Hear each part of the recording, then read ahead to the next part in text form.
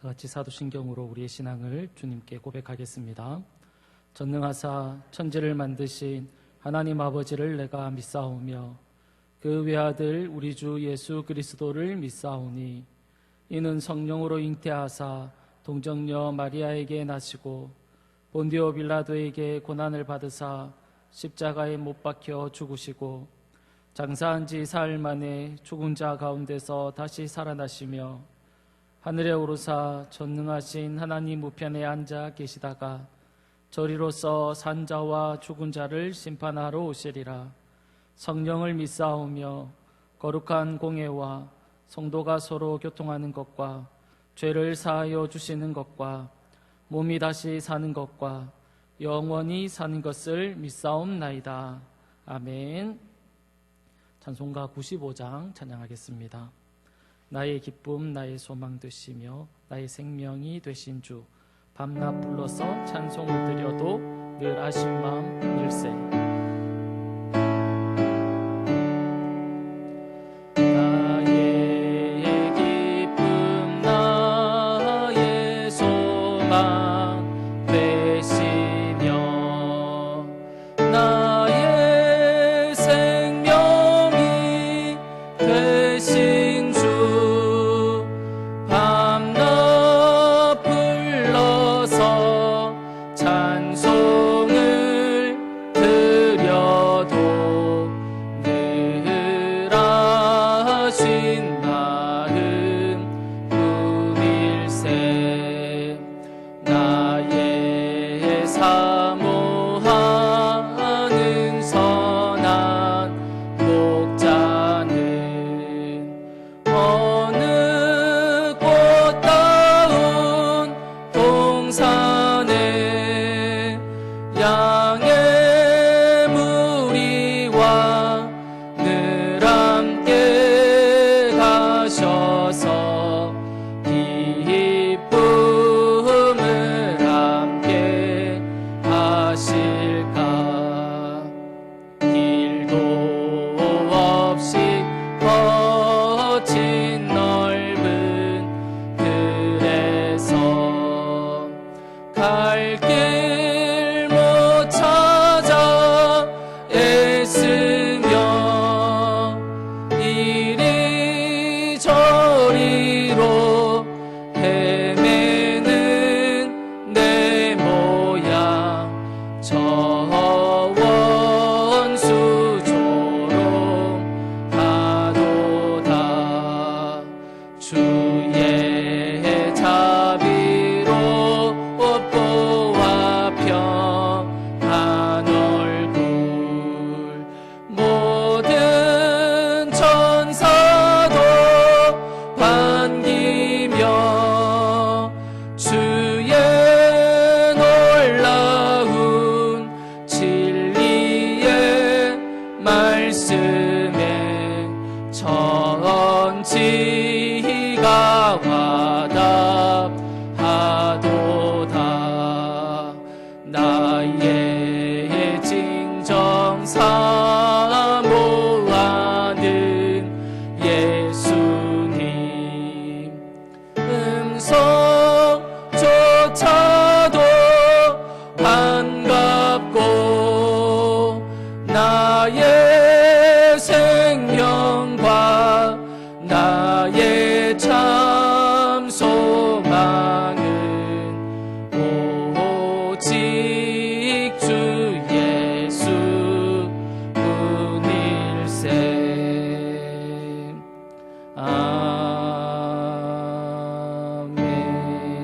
아멘. 이 시간 하나님의 말씀을 받겠습니다. 하나님의 말씀은 데살로니가 전서 3장 1절에서 13절 말씀입니다. 데살로니가 전서 3장 1절에서 13절 말씀입니다. 커져가는 기쁨이라는 제목으로 말씀을 받겠습니다. 한 절씩 교독해서 읽겠습니다. 이러므로 우리가 참다 못하여 우리만 아덴에 머물기를 좋게 생각하고 우리 형제 곧 그리스도의 복음을 전하는 하나님의 일꾼인 디모데를 보내노니 이는 너희를 굳건하게 하고 너희 믿음에 대하여 위로함으로 아무도 이 여러 환난 중에 흔들리지 않게 하려 함이라. 우리가 이것을 위하여 세움 받은 줄을 너희가 친히 알리라. 우리가 너희와 함께 있을 때에 장차 받을 환난을 너희에게 미리 말하였는데 과연 그렇게 된 것을 너희가 아느니라. 이러므로 나도 참다 못하여 너희 믿음을 알기 위하여 그를 보내었노니 이는 혹 시험하는 자가 너희를 시험하여 우리 수고를 헛되게 할까 함이니 지금은 디모데가 너희에게로부터 와서 너희 믿음과 사랑 기쁜 소식을 우리에게 전하고 또 너희가 항상 우리를 잘 생각하여 우리가 너희를 간절히 보고자 함과 같이 너희도 우리를 간절히 보고자 한다 하니 이러므로 형제들아 우리가 모든 궁핍과 환난 가운데서 너희 믿음으로 말미암아 너희에게 위로를 받았노라. 그러므로 너희가 주 안에서 굳게 선즉 우리가 이제는 살리라.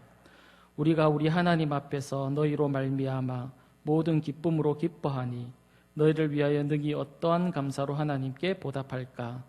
죄아루심이 간구함은 너희 얼굴을 보고 너희 믿음이 부족한 것을 보충하게 하려 함이라. 하나님 우리 아버지와 우리 주 예수는 우리 길을 너희에게로 갈 수 있게 하시오며 또 주께서 우리가 너희를 사랑함과 같이 너희도 피차간 모든 사람에 대한 사랑이 더욱 많아 넘치게 하사. 같이 읽겠습니다. 너희 마음을 굳건하게 하시고 우리 주 예수께서 그의 모든 성도와 함께 강림하실 때에 하나님 우리 아버지 앞에서 거룩함에 흠이 없게 하시기를 원하노라. 아멘. 누가복음 15장에 보면 잃어버린 것을 찾는 비유 3가지가 등장합니다. 먼저는 잃어버린 양을 찾는 목자의 비유입니다. 어떤 사람에게 양이 100마리가 있었습니다. 그런데 그 중에 한 마리를 잃어버리게 된 것입니다. 그러면 양을 관리하던 목자는 그 잃어버린 양을 위해서 수고를 한다는 겁니다. 그러니까 찾는다는 겁니다.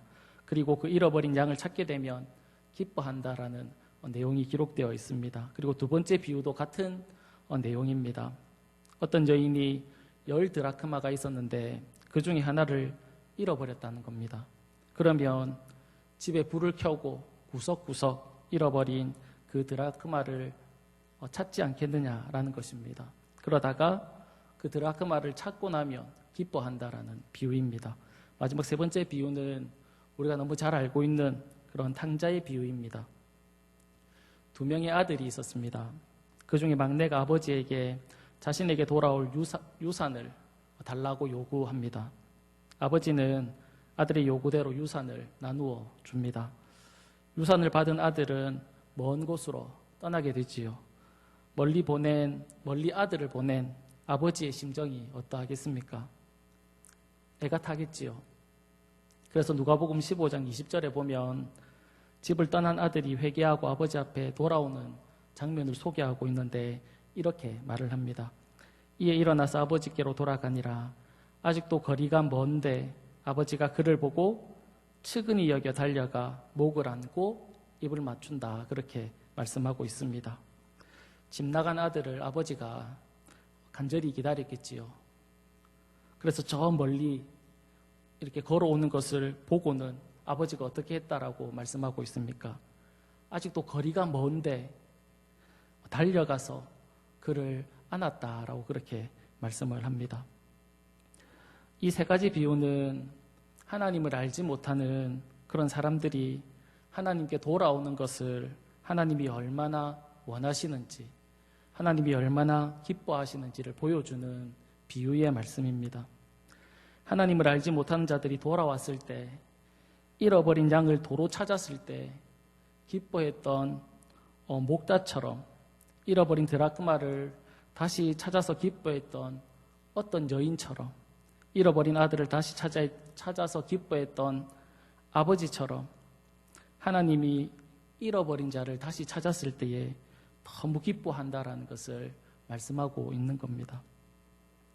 사랑하는 여러분, 사랑하는 것을 너무 귀하게 여기는 것을 잃어버리신 그런 적이 있으십니까? 그때 심정이 어떠하셨습니까? 염려도 되고 걱정도 되고 근심도 되고 그러지 않았습니까? 그리고 다시 잃어버린 것을 혹시 다시 찾았을 때 심정이 어떠했습니까? 너무 기뻐했고 너무 감사하지 않았습니까? 이런 마음이, 이런 사모함과 간절함이 사도 바울에게 있었다라고 말씀하고 있습니다. 오늘 그것을 오늘 우리가 읽은 본문에서 보여주고 있는 겁니다. 바울이 데살로니가 교회의 성도들을 얼마나 다시 보고 싶어 했는지, 또한 그들을 향한 염려와 걱정과 안타까움을 가지고 있었는지 말로 다 표현할 수 없을 만큼 그런 심정을 바울이 가지고 있었다는 겁니다. 그런데 문제는 그들을 다시 만나는 것이 어려웠다는 겁니다. 그들이 있는 곳으로 갈 수 없었다는 그런 문제가 있었습니다. 너무 보고 싶은데 볼 수 없다는 것이 얼마나 힘든 일이었겠습니까? 그래서 사도 바울은 1절에서 이렇게 말씀합니다.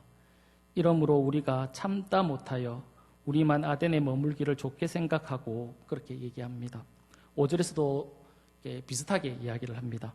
이러므로 나도 참다 못하여 너희 믿음을 알기 위하여 그를 보낸다. 그렇게 말씀하고 있습니다. 1절에서도 보면 참다 못하여 라고 말씀하고 있고 5절에서도 보면 참다 못하여 라고 그렇게 두 번이나 참다 못하여 라는 그 말을 사용하고 있다라는 것입니다. 여기서 참다 못하여 라는 단어의 뜻은 더 이상 숨기지 못한다라는 그런 뜻을 가지고 있었습니다. 사도 바울이 데살로니가 교회 성도들을 향해서 가지고 있는 그 마음, 그 간절한 마음, 그 간절한 심정, 그 자신의 마음을 숨길 수 없었다라고 그렇게 말씀하고 있습니다. 그러니까 참고 또 참고 견뎠는데 이제는 더 이상 너희를 향해서 나의 이 간절함을 숨기지 못하겠다 그렇게 말씀하고 있는 겁니다. 그래서 어떻게 하냐면 디모데를 그들에게 보내는 것을 결정하게 됩니다.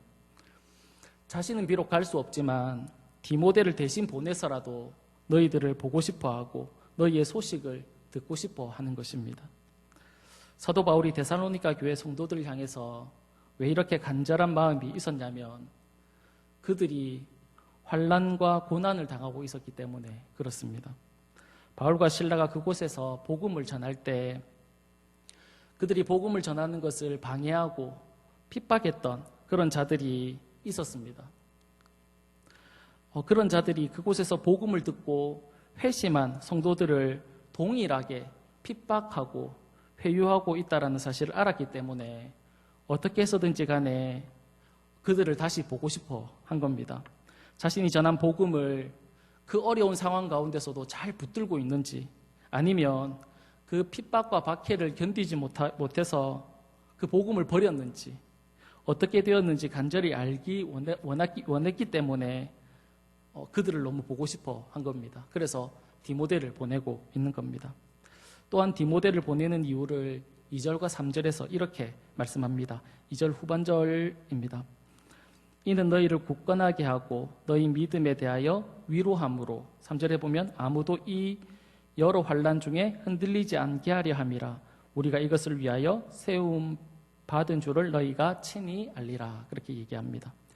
디모데를 보내는 이유는 먼저 그들이 어려움 속에서 어떻게 살아가고 있는지를 알고 싶어 했고 또한 고난과 핍박받는 그들을 굳건하게 세울 필요가 있었기 때문이었고 또한 너희 믿음에 대하여 위로하기 위함이었습니다. 그래서 디모데를 보내고 있는 겁니다.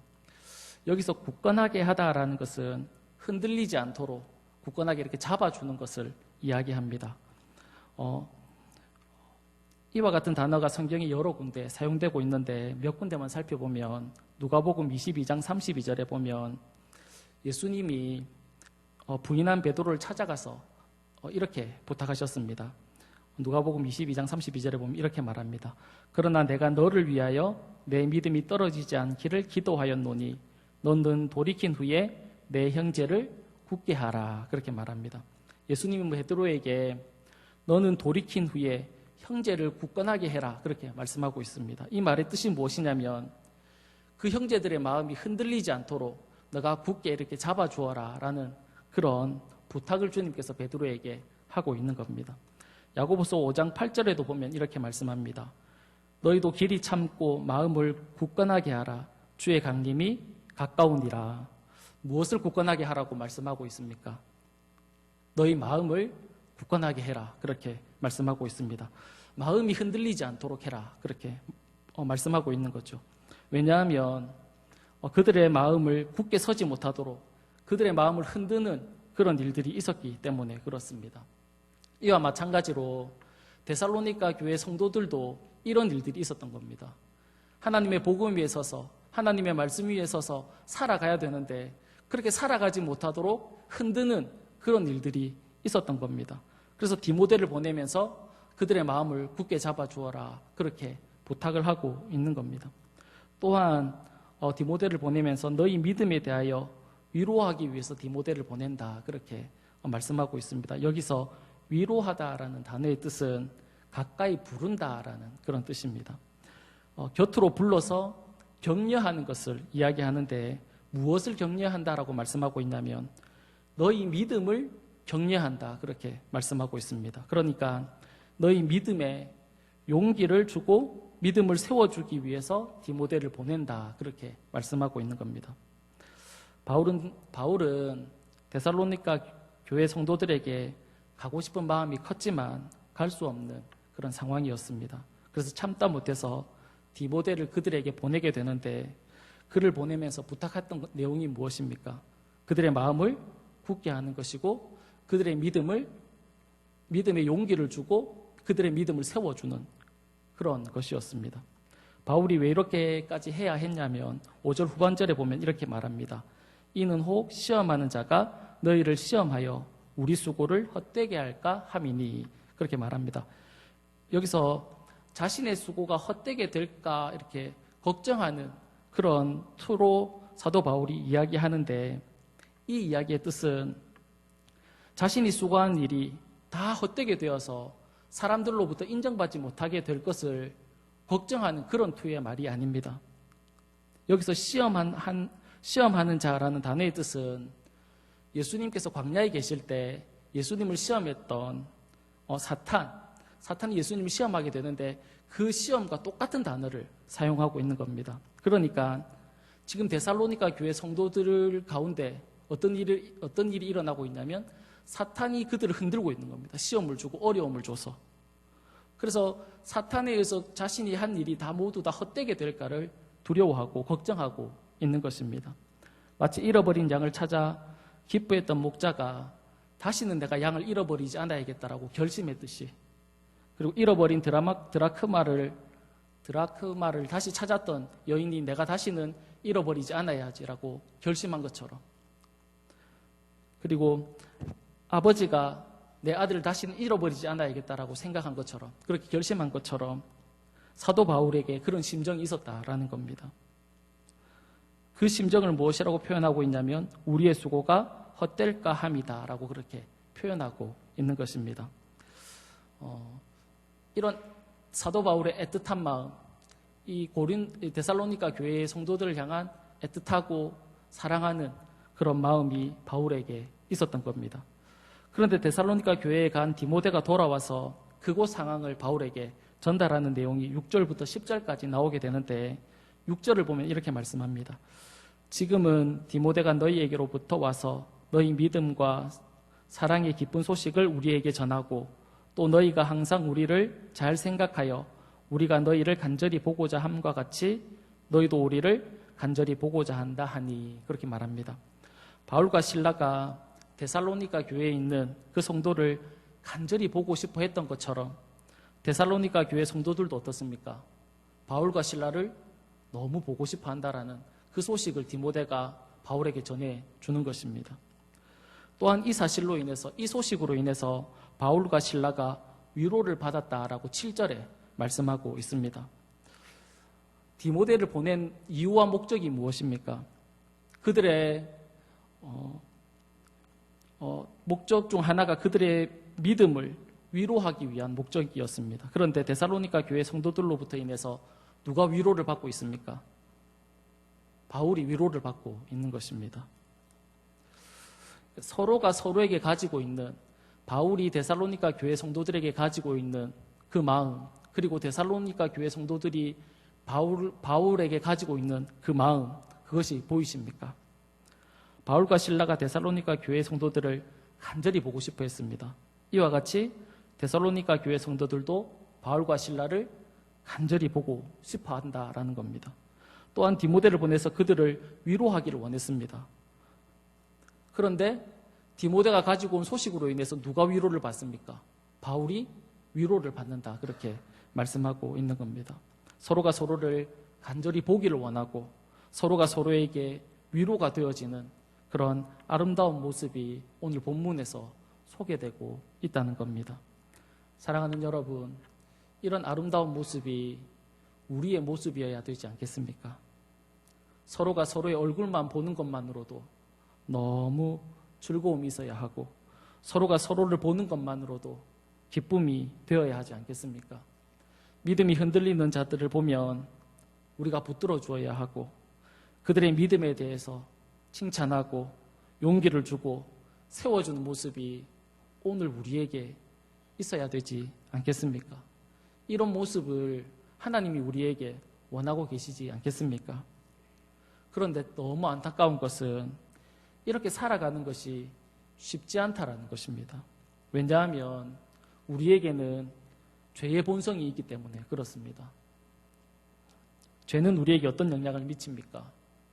서로 미워하죠. 서로 분쟁하게 하죠.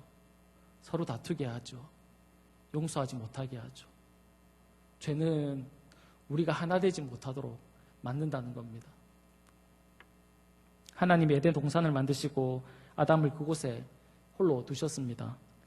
홀로 있는 것이 좋지 않았던 하나님은 하와를 만들어서 그에게 데리고 오셨습니다. 아담이 하와를 보고 너무 기뻐합니다. 내 뼈 중에 뼈요, 살 중에 살이다 라고 말을 하면서 너무 좋아합니다. 그런데 하나님이 먹지 말라고 하신 선악과를 먹고는 이 둘의 관계가 어떻게 됩니까? 하나님이 아담에게 선악과를 왜 먹었느냐 그렇게 물었을 때 아담이 하나님께 무엇이라고 대답하냐면 창세기 3장 12절에 보면 이렇게 말씀합니다. 아담이 이르되 하나님이 주셔서 나와 함께 하신 여자 그가 그 나무 열매를 내게 주므로 내가 먹었나이다. 그렇게 말합니다. 아담이 먼저 하나님께 책임을 돌립니다. 하나님이 저 여자를 나에게 줬기 때문에 이런 일이 생겼다라는 겁니다. 하나님이 하와만 주지 않았으면 이런 일이 없었을 건데 하나님이 하와를 주셔서 이런 일이 생겼습니다 라고 하나님에게 책임을 돌리죠. 그리고 또한 하와에게도 책임을 돌립니다. 그가 그 나무 열매를 내게 주므로 내가 먹었습니다. 그러니까 자신에게는 아무런 잘못이 없다라는 겁니다. 하나님이 잘못했고 하와가 잘못했다라고 이야기합니다. 다른 사람에게 죄를 전가하는 그런 모습을 우리가 볼 수 있습니다. 하나님과 아담과 하와 사이를 갈라놓는 것이 보이십니까? 가인이 왜 아벨을 죽였을까요? 죄에 붙들려 있었기 때문에 그렇습니다. 죄는 이런 파괴력을 가지고 있다는 겁니다. 그런데 오늘 놀랍게 오늘 본문에서 보면 바울은 데살로니가 교회 성도들을 향해서 어떤 마음을 가지고 있습니까? 그리고 데살로니가 교회 성도들은 바울과 실라에 대해서 어떤 마음을 가지고 있습니까? 서로가 서로를 간절히 보기를 원하고 서로가 서로에게 위로가 되고 있는 그런 모습을 우리에게 보여주고 있다는 겁니다. 어떻게 하면 이렇게 살아갈 수 있을까요? 어떻게 하면 우리가 이런 삶을 살아낼 수 있을까요? 고린도후서 5장 17절은 이렇게 말을 합니다. 그런즉 누구든지 그리스도 안에 있으면 새로운 피조물이라 이전 것은 지나갔으니 보라 새 것이 되었도다. 그렇게 얘기합니다. 오늘 이 고린도후서 5장 17절 말씀으로 말씀의 결론을 맺으려고 합니다. 서로가 서로의 얼굴을 보는 것이 즐겁고 서로가 서로의 얼굴을 대하는 것이 기쁨이 될 수 있었던 이유가 무엇입니까? 다른 사람의 믿음을 붙들어 주기를 원하고 내가 그들의 믿음을 칭찬하기를 원하고 그들의 믿음에 용기를 주기를 원하고 그들을 세워줄 수 있는 힘이 어디서 올 수 있습니까? 우리가 예수 그리스도로 말미암아 새로운 피조물이 될 때 가능하다라는 것입니다. 우리가 전에는 죄의 종이 되어서 죄의 종노릇하면서 살아왔습니다. 내 욕심을 추구하고 내 자랑을 드러내면서 그렇게 살아왔습니다. 그러나 예수 그리스도로 말미암아 새로운 피조물이 되는 순간 우리는 더 이상 나를 위해서 살아가는 그런 존재가 아니다라는 겁니다. 누구를 위해서 살아가는 존재로 바뀌었다는 겁니까? 하나님을 위해서 살아가는 존재, 그런 존재로 바뀌었다라는 겁니다. 이 말은 나의 삶을 통해서, 나에게 주어진 시간들을 통해서 주님의 뜻을 이루기를 바라는, 주님의 그 소원을 이루기를 원하는 그런 사람이 되었다라는 것입니다. 주님은 우리에게 원수도 사랑해라고 말씀합니다. 어떻게 우리가 원수를 사랑할 수 있습니까? 어떻게 우리가 용서할 수 없는 자들을 용서할 수 있습니까? 그러나 하나님은 우리에게 그렇게 할 수 있다 말씀하십니다. 왜냐하면 주님의 죽으심과 부활로 말미암아 우리가 새로운 피조물이 되었기 때문에 그렇습니다. 사랑할 수 없었던 원수도 이제 사랑할 수 있는 자가 되게 되고 용서할 수 없는 자도 용서할 수 있는 존재가 되었다라는 겁니다. 왜냐하면 주님이 우리를 완전히 새롭게 만드셨기 때문입니다. 사랑하는 여러분, 새로운 피조물은 새로운 삶을 살아갈 수 있습니다. 오늘 바울이 그리고 데살로니가 교회의 성도들이 보여준 모습처럼 서로를 아끼고 서로를 사랑하는 그런 모습으로 살아갈 수 있다라는 겁니다. 사랑하는 여러분, 새로운 삶을 통해서 서로가 서로에게 위로가 되고 서로가 서로에게 기쁨이 되는 그런 아름다운 모습이 저와 여러분의 모습이 되기를 간절히 축복합니다. 이 시간 기도하겠습니다. 살아계신 하나님 아버지 감사합니다. 주님이 십자가의 죽으심과 부활로 인하여 우리의 모든 짐과 우리의 모든 저주와 우리의 모든 아픔과 우리의 모든 더러움을 깨끗하게 씻어주셨을 뿐만 아니라 우리를 완전히 새로운 존재로 새로운 피조물로 만들어주시니 감사합니다. 주님께서 이 놀라운 은혜로 말미암아 우리가 주의 뜻을 분별하게 하시고 주님의 뜻을 쫓아 살아갈 수 있도록 은혜를 베풀어 주옵소서.